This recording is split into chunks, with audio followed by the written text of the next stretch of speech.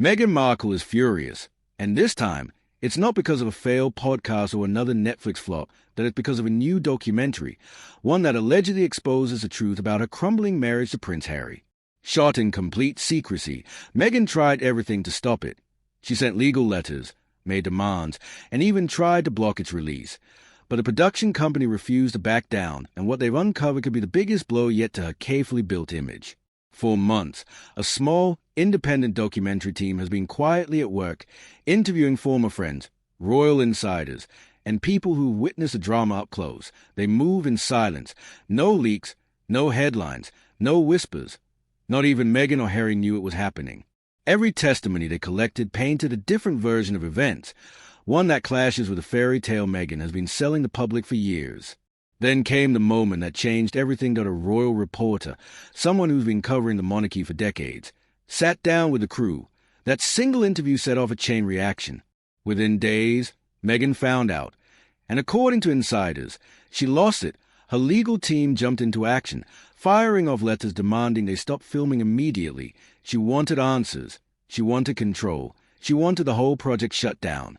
But the studio's response, a flat-out no. They told her the film was happening, with or without her approval. That alone speaks volumes, because if there was truly nothing to hide, why the panic? Why the lawyers? Why the rush to bury a documentary she hasn't even seen? But to really understand why this project has Meghan on edge, we have to rewind, back to one red carpet moment that quietly set the stage for everything that followed. It was supposed to be the moment that shut down every rumor, the picture-perfect public appearance that screamed, "See? We're fine." Harry and Meghan showed up at an event for Project Healthy Minds, hand in hand, smiling for the cameras. This was their big chance to prove the tabloids wrong, to silence the whispers about a failing marriage. But instead of saving their image, the footage did the exact opposite. From the moment they stepped onto that red carpet, something felt off to Harry's face that it all thought he was tense, rigid, and avoiding eye contact like it was a plague. His body language told a story words never could, and it wasn't a love story. For a man supposedly madly in love with his wife, he looked like he wanted to be anywhere but next to her. Body language experts couldn't look away. They analyzed every frame, the way he kept his hands to himself, the stiffness in his posture, the distance in his eyes. This wasn't nervousness. This was detachment. Even for 30 seconds, Harry couldn't fake affection. Not for the cameras, not for the crowd, not even for the woman beside him. It was supposed to be a performance of unity. Instead, it became a viral example of everything that's wrong. And Meghan knew it. The second the headline started spinning, she jumped into damage control mode. Her favorite weapon? Social media. Suddenly, her feeds were filled with smiling videos, compilation clips of laughter, pizza nights, and playful moments meant to scream happy couple. But just like the red carpet act, it all looked staged. She caught a quick moment on camera, turned it into something it wasn't, and let the internet do the rest. Sound familiar? It's straight out of the same playbook she used before, the Cameron Diaz and Gwyneth Paltrow situation all over again.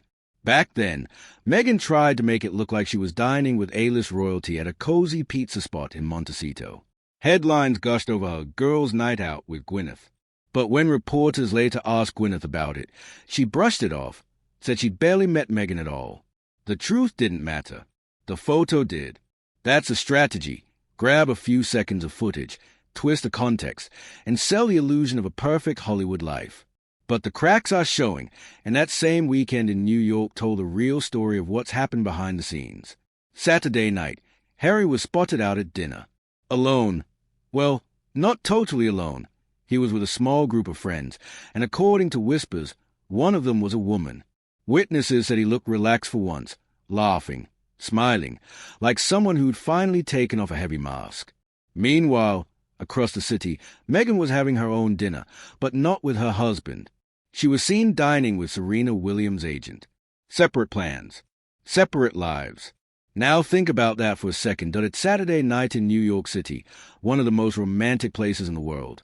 And instead of being together, they're at different tables with different people. For a couple fighting to prove they're still united, that's not a good look. And then came Sunday, the exit moment. They left through the loading dock, the same one the photographers had somehow been tipped off to. Cameras in perfect position. Lighting just right. Coincidence? Not likely.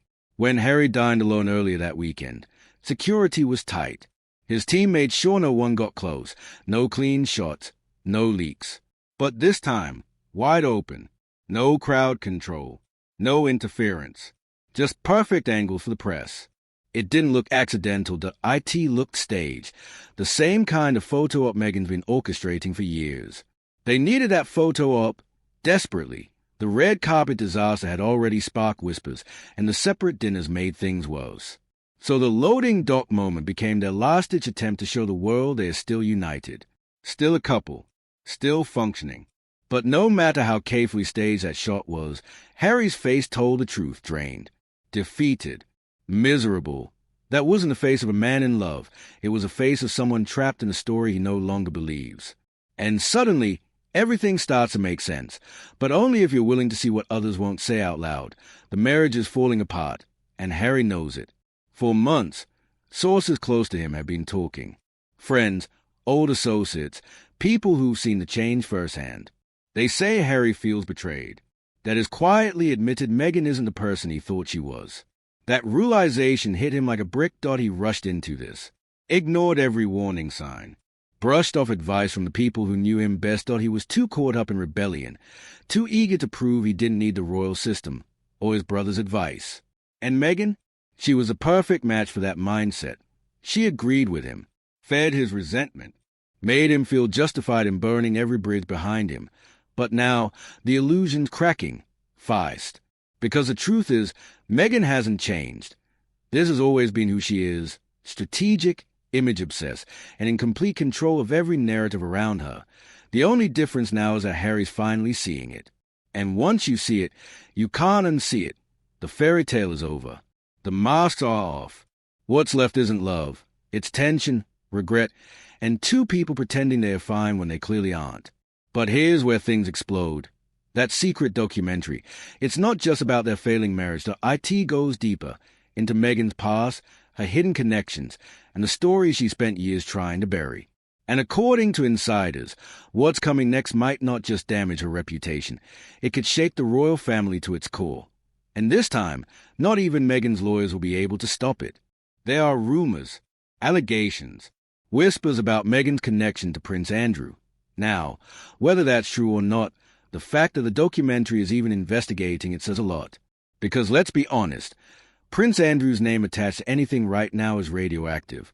The scandals, the associations, if there's even a trace of a link between Meghan and that world, it's not just her image at stake, it's the entire royal family's.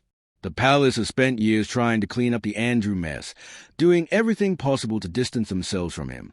But if Meghan's past overlaps with his circle in any way, if there's even the faintest connection, this turns from a personal controversy into a full-blown royal crisis. That's why this documentary is so dangerous, that it's not just about a failing marriage, it's about secrets that could ripple across the monarchy, secrets Meghan has fought hard to keep buried. And that explains the panic, the legal threats, the desperate attempt to shut it all down before the footage ever sees daylight. But it's already too late. The interviews are done, the evidence is on camera, and the filmmakers aren't backing down. Meanwhile, behind the scenes, Meghan's reportedly making her next move, quietly reaching out to divorce lawyers, testing the waters, trying to find someone willing to take her case, someone still willing to be in her corner. But word is, not many are. Her inner circle is shrinking fast. The A-listers who once smiled for cameras beside her, gone old friends, distant. Even the Hollywood power players are staying clear, because at this point, being tied to Meghan Markle means inheriting her drama, her controversy, and her headlines. And in Hollywood, that kind of attention isn't gold anymore, that it's career poison. But in the middle of all this chaos, one name keeps surfacing. One person who's always been there, quietly in the background, Marcus Anderson. He's been part of Meghan's inner circle for years. Marcus Anderson, a longtime confidant, fixer, and the man who always seems to show up when things start to spiral. He's not just a friend. He's a strategist, a sounding board, the person she trusts when the walls start closing in. And according to multiple insiders, Marcus might be doing more than offering emotional support this time, that is allegedly helping her plan what comes next, not just a divorce, but the aftermath. Whispers say Meghan's been gathering leverage for years, private recordings, photos, messages, Maybe even conversations that were never meant to leave the room. If those files exist, and some claim they do, Marcus could be the one helping her decide how and when to use them, what to hold, what to release, what to trade for power. It's a dangerous game, because Harry's told her everything is opened up about the family, the palace, the scandals, the private pain behind the royal walls he thought he was confiding in his wife. But now, his realizing those conversations might have been something else entirely, ammunition. And that realization is devastating. Because if Meghan was playing the long game, collecting secrets, building leverage, preparing for this exact moment, then everything he believed about their marriage collapses. The battle lines are forming, lawyers are being contacted, crisis teams are on standby. This isn't shaping up to be a quiet separation, it's war. And right in the middle of it all, that secret documentary is preparing to drop, with interviews, footage, and revelations that could destroy whatever fragile illusion of unity still remains. The public facade, the smiles, the hand-holding, the we're stronger than ever image, it's crumbling, the truth is coming, and for Harry, there's no easy way out. He's too far from the royal family to crawl back, not after the interviews, the memoir, the public attacks, and now, he's too entangled with Meghan to simply walk away. He's trapped between the life he left behind and the one that's starting to fall apart right in front of him. He burned those bridges himself. Meghan might have handed him the matches, but as the one who struck them, watched the flames rise, and never looked back, now is standing in the ashes, wondering how everything he fought for turned into smoke. But here's a real question. Does Harry deserve sympathy? Was he a victim of Meghan's manipulation? Or did he make every single choice that led him here, blinded by pride, anger, and ego, and now has to live with the fallout? I want to know what you think. Drop your take in the comments. Team Harry or Team Nobody? And if you want the real story, not the polished PR version, you need to hit subscribe right now.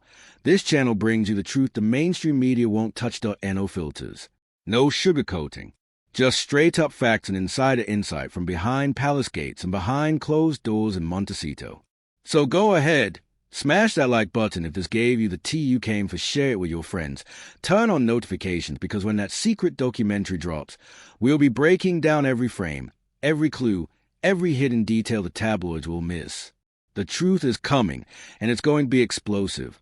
Stay tuned, because when it hits, you'll want to be here first. See you in the next deep dive.